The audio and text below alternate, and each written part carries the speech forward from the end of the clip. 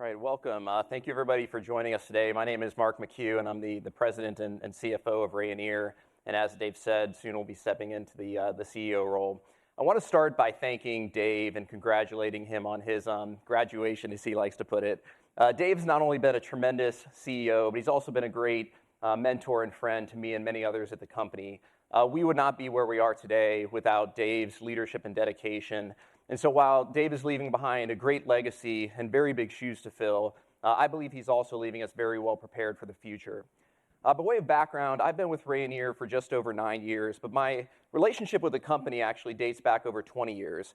Prior to Rayonier, I was in investment banking for about 15 years, and my first foray into the forestry industry was actually working with Rayonier on its conversion from a C Corp to a REIT back in 2003 as an investment banking advisor.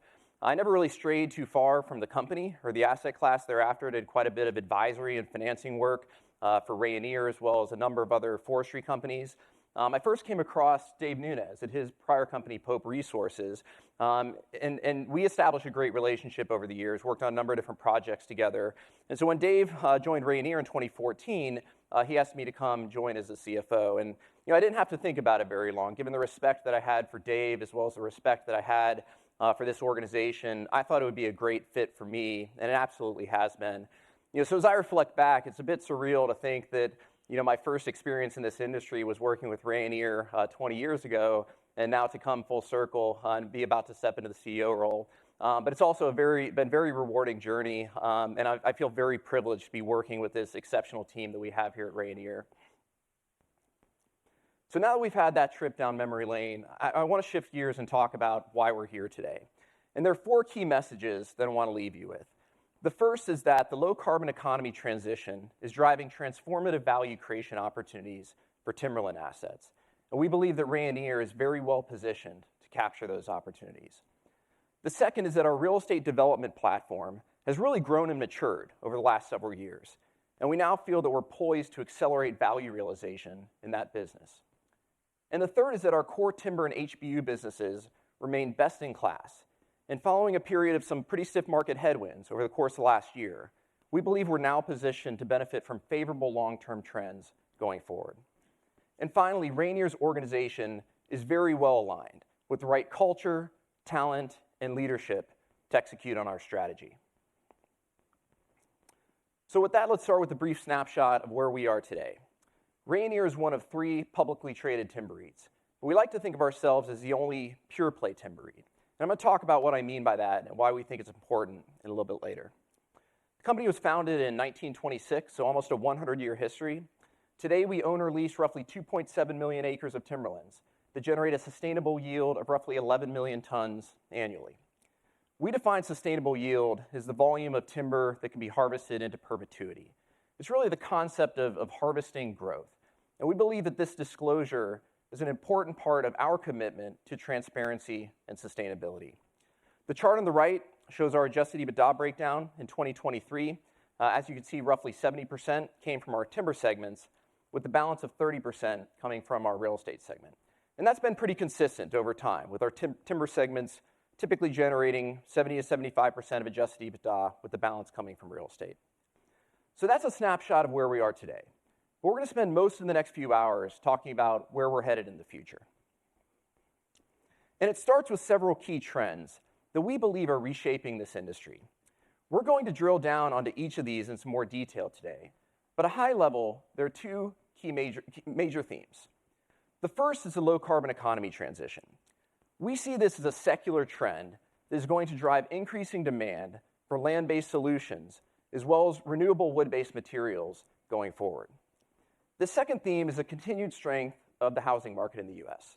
New home construction has proven to be remarkably resilient amid a higher interest rate environment. The housing sector remains significantly underbuilt, so we expect continued strength in housing, particularly as rates begin to ease. We also see very favorable migration and demographic trends that we believe are going to benefit our real estate development projects long term. So in sum, we expect that the confluence of these trends are going to drive increased demand for land and increased demand for timber for the foreseeable future. So as these trends reshape our industry, they're also reshaping how we think about our business. increasingly, we've come to see ourselves as not just a timber company, but really more of a land resources company. And as a land resources company, we're now focused on maximizing the value of our lands in a multitude of ways. Now, to be clear, we still expect that timber and HBU are going to be the primary economic engine of this company for the foreseeable future. That said, we also expect that over time, a small portion of our lands will become much more valuable for land-based solutions and real estate development. So why does this matter? This next slide illustrates why we're so excited about these new opportunities.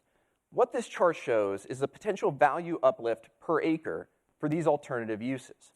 So for example, if you take an acre of US South timberland that's worth $2,000 to $3,000 per acre, and you're able to convert that to a carbon capture and storage lease, well, that has the potential to lift the value of that acre up to 5 times. If you're able to convert that acre to a solar lease or an unimproved development use, that has the potential to lift the value of that acre by up to 10 times. And if you're able to convert that acre to an improved development use, that has the potential to lift the value up to 15 times. So we see significant value creation potential from optimizing our land use. Now, I want to reiterate that only a small portion of our lands will ultimately be suitable for these alternative uses. But consider this. If we're able to convert just 1% of our lands to one of these higher value uses that has a value uplift of 10 to 15 times, well, that implies a 10 to 15% value lift in the company. Now imagine if we're able to convert 5% or even 10% of our lands to these alternative uses over time. It has the potential to really transform the value of this company. So again, we're really optimistic about the value potential that we see here, and we're going to spend much of the day talking about these new opportunities and how they're evolving for Rayonier. So as we embark on this journey and strategy, we felt it was also time to rethink our vision and purpose. We've long had a mission statement at Rayonier that was focused on generating industry-leading returns in our core timber business. And while this is still a very noble objective and one that we absolutely expect to continue to pursue, we felt we needed to broaden the spectrum of our vision to match our new ambitions. So today we're rolling out Rayonier's new vision statement, and that is to realize the full potential of our land resources in meeting the needs of society. And we're going to pursue this vision by focusing on 3 key pathways. We're going to continue to grow renewable forest products to meet the world's growing need for wood-based materials. We're going to deliver innovative land-based solutions that will contribute to decarbonizing the economy. And we're going to create inspirational places where people can live, work, and recreate in a natural environment. Now, this isn't a radical new direction for the company. Rather, it's a broadening of what we believe is possible with our land base. I know that our organization is very excited and energized by this new vision, and we're eager to take it forward.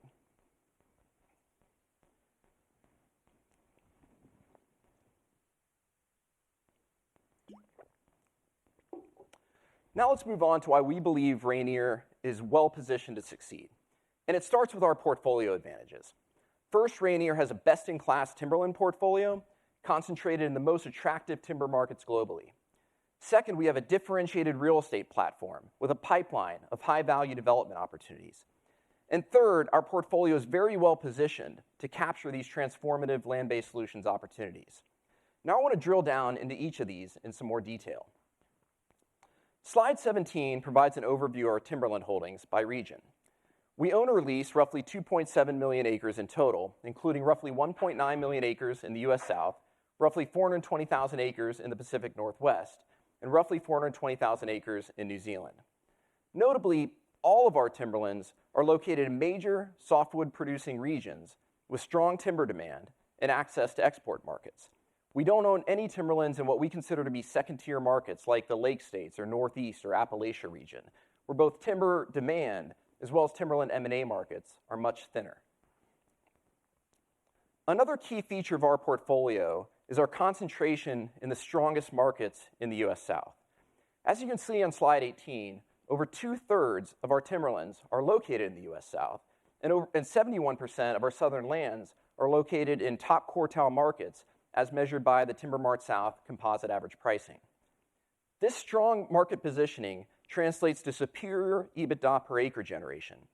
Over the past 5 years, our average EBITDA per acre has been over 35% higher than the NCREIF South Index average, which we believe to be representative of average quality U.S. South timberlands. So this chart really highlights the relative quality of our U.S. South portfolio, which is our largest holding and also where we see the most land-based solutions and HBU upside over time. Next, I want to talk about our real estate platform. And I'll start by providing a high-level overview of our real estate business. Slide 19 shows the range of real estate categories that we participate in. The first two, non-strategic and rural, these are really the bread and butter of our real estate business. What I often say is that when you're in the timber business, you're also in the real estate business. Because when you own millions of acres of land, invariably some portion of those lands will be more valuable to somebody else than they're worth to us as timberlands. And we refer to those as HBU, or higher and better use lands. We generally expect to sell roughly 1% to 2% of our southern land base into these HBU markets annually, and we typically realize premiums in the range of 50% to 100% above timberland value. And this really forms the core of our HBU business. The next two categories comprise our development business, and this is where we see the most significant growth opportunity. Unimproved development consists of properties where we've made minimal investments in development planning and entitlements, but where we haven't invested in any horizontal infrastructure improvements. These tend to be high value but relatively isolated parcels where we don't have a significant land holding in the immediate vicinity. The next category is improved development, and this is where we've made investments in entitlements, but we've also taken that next step and invested in horizontal infrastructure improvements to enhance the value of that land. And these tend to be properties where we take this step, where we have a significant land holding in the surrounding region.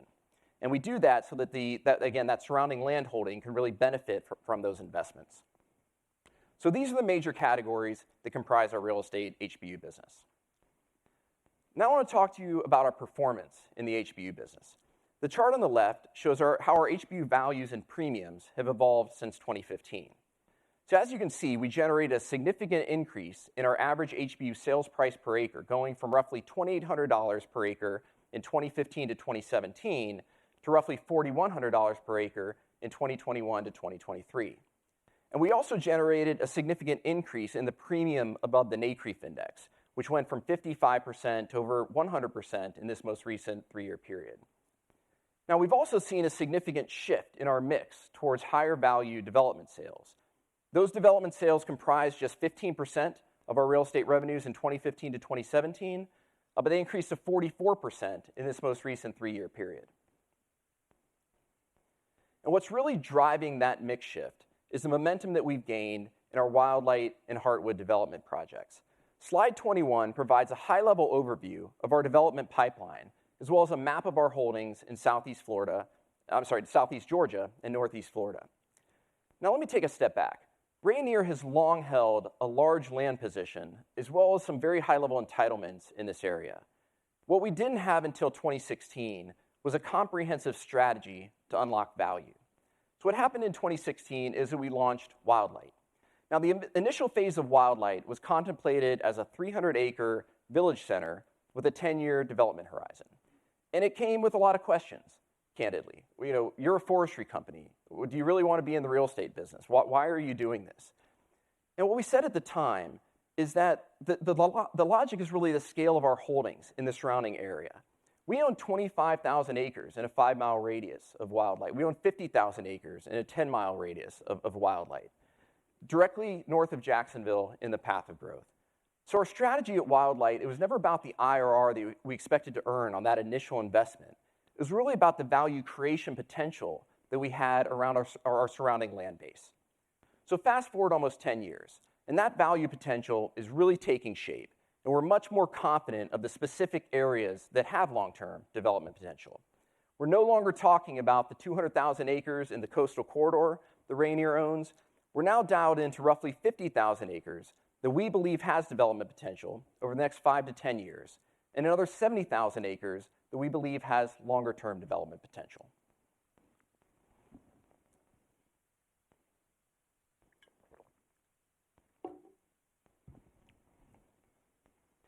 Now I want to shift gears and talk about land-based solutions. We're all familiar with this chart on the left here. This is a global path to net zero to limit global warming to 1.5 degrees. It assumes a 50% reduction in emissions by 2030, and a 90% reduction in emissions by 2050, with the balance of roughly 5 gigatons of residual emissions assumed to be offset with some form of negative emissions or carbon removals. Now, the reality is, we don't know exactly what this path will look like over the course of the next 25 years. But what we do know is that there's significant global action currently underway to mitigate emissions and the negative impacts of climate change. Over 75% of countries and over 50% of the 2,000 largest global companies have made net zero commitments. And as a result, we're seeing tremendous amounts of capital flowing into this sector to decarbonize the economy. For example, between 2020 and 2030, utility-scale solar capacity is projected to grow by 7 times. Carbon capture and storage demand is projected to grow by 11 times. And voluntary carbon market issuance is projected to grow by 6 times. Now, as a large owner of timberlands, which also comprise a massive carbon sink, we believe that these trends represent significant opportunities for Rayonier. So when we talk about land-based solutions, what exactly do we mean? Slide 23 provides an overview of how we broadly think about this business. We generally think of land-based solutions as falling into 3 categories. The first is alternative and additional land use. And that would include things like leasing land for wind farms or solar farms, or leasing pore space for carbon capture and storage. The second category is carbon markets, and that includes compliance markets like the New Zealand emissions trading scheme that we participate in there, as well as voluntary markets where corporations can purchase offsets to meet their net zero claims. And this is primarily what we're dealing with here in the US. The third category is fiber for bioenergy and biofuels. And that includes things like using wood fiber for bioenergy with carbon capture and storage, or BECCS, or using wood fiber for the production of biofuels like sustainable aviation fuel or green methanol. Long term, we think that all of these land-based solutions are very promising. And we have active discussions ongoing with very credible counterparties within each of these different categories. That said, we really see solar and CCS as being the most significant near-term opportunities for Rayonier. So let's do a deeper dive on solar and CCS to highlight what we're seeing here. As I noted earlier, we expect significant growth in both solar and CCS for the foreseeable future. Third-party forecasts point to annual utility solar capacity additions of roughly 40 gigawatts over the next decade. This implies an annual land need of roughly 275,000 acres, so significant demand for land coming from utility solar. And we're seeing the impact of this in the ramp-up of our own solar option pipeline, which we expect to grow from 7,000 acres in 2021 to over 50,000 acres by the end of this year. We're likewise seeing a significant ramp in our CCS pipeline. The Inflation Reduction Act has really bolstered CCS development, and we're expecting it to grow significantly over the next several years. We announced last week that we have 59,000 acres under CCS lease with ExxonMobil, and we expect to have over 70,000 acres under CCS lease by year end. And that's up from 0 3 years ago. So again, we're very excited about the growth that we're seeing in both solar and CCS, and we're optimistic that our pipeline will continue to grow from here.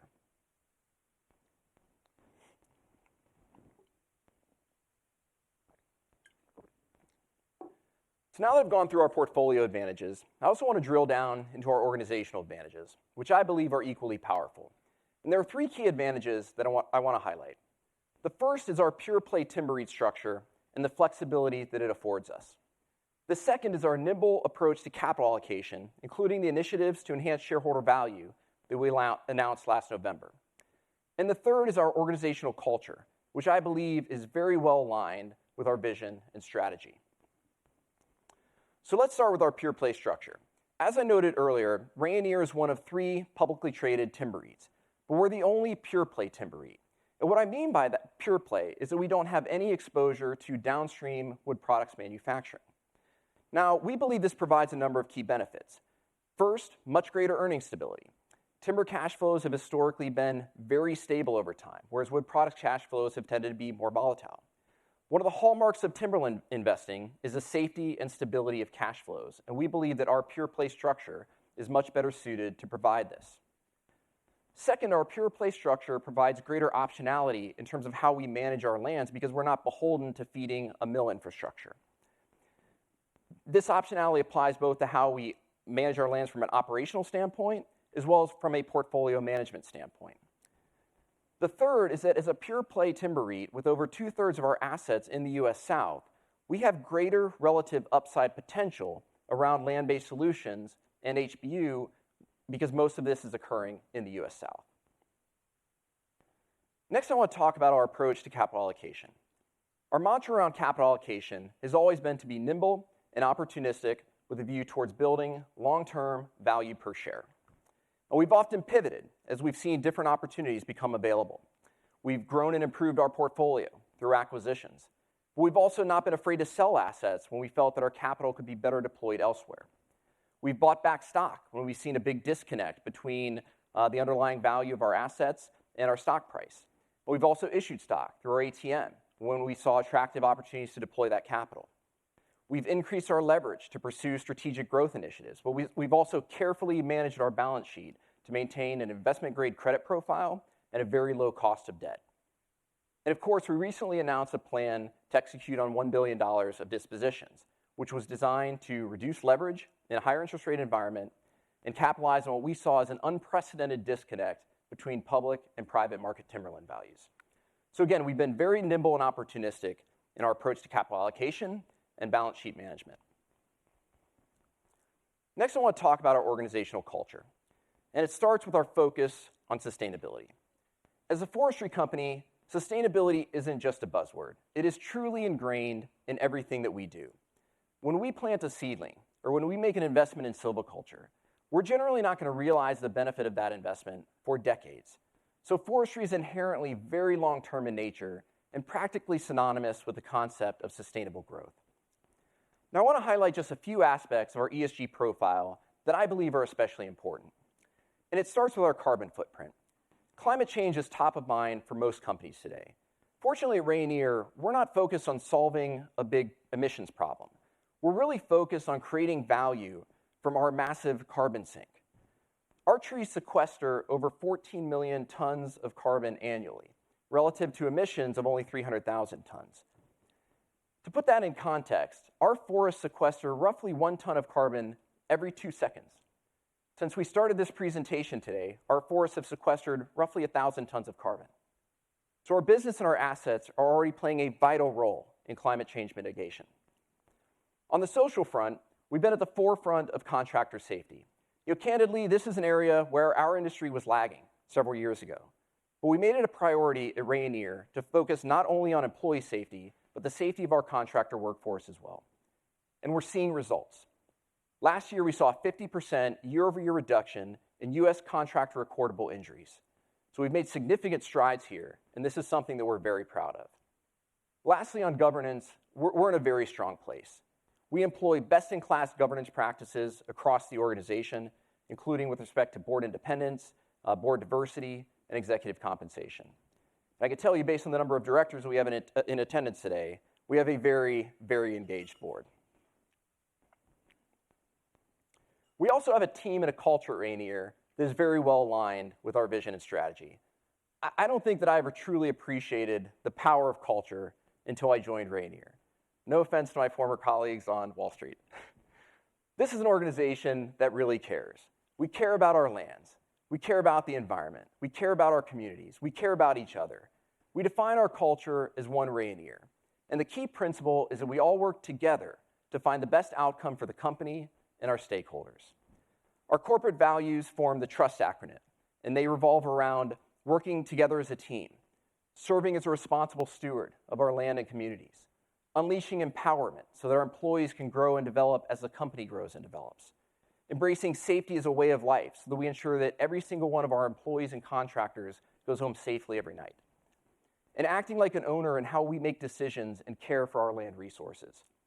I believe that our culture, our values, and the talent and dedication of our people position us very well for the future.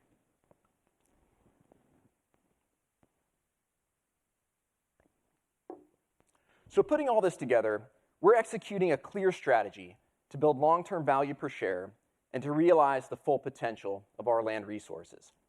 This strategy focuses on optimizing our core timber operations to generate increased productivity and operational efficiencies across our land base, growing our land-based solutions business with a near-term focus on solar and CCS, and a longer-term focus on bioenergy and voluntary carbon markets, and leveraging our differentiated real estate platform to create unique and inspirational places that add value for our shareholders and other stakeholders. As we look to execute this strategy, we're also establishing long-term financial targets for both land-based solutions and real estate development. In land-based solutions, we're setting a 2030 adjusted EBITDA target of $75 million and an interim 2027 target of $30 million. Now, Doug will go into some more detail about why we see this lift after 2027, but it's primarily due to the permitting timetable that we see for these projects. We're building up a significant pipeline of solar options and CCS leases currently, but it generally takes 3 to 5 years to get sites permitted.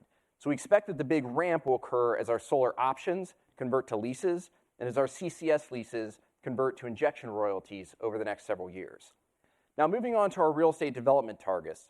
Given the lumpiness of real estate transactions, rather than establish a target at a single point in time, we've laid out our targets in 5-year averages, and we're likewise expecting significant growth over the next several years. Specifically, we expect 2026 to 2030 average real estate development adjusted EBITDA of $40 million, which is up 40% over the prior 5-year period. In total, we expect that these two businesses combined will generate over $100 million of adjusted EBITDA for Rayonier by 2030, and that's up from essentially nothing 6 or 7 years ago. So in closing, I just want to reiterate how excited we are about these new growth opportunities that we're seeing emerge for our timberland assets. We look forward to doing a much deeper dive about each of these opportunities today, and we look forward to engaging with our shareholders during the course of the day. So with that, I'm going to turn the mic over to Doug Long, our Chief Resource Officer, who's going to tell you more about our land-based solutions business. Thank you.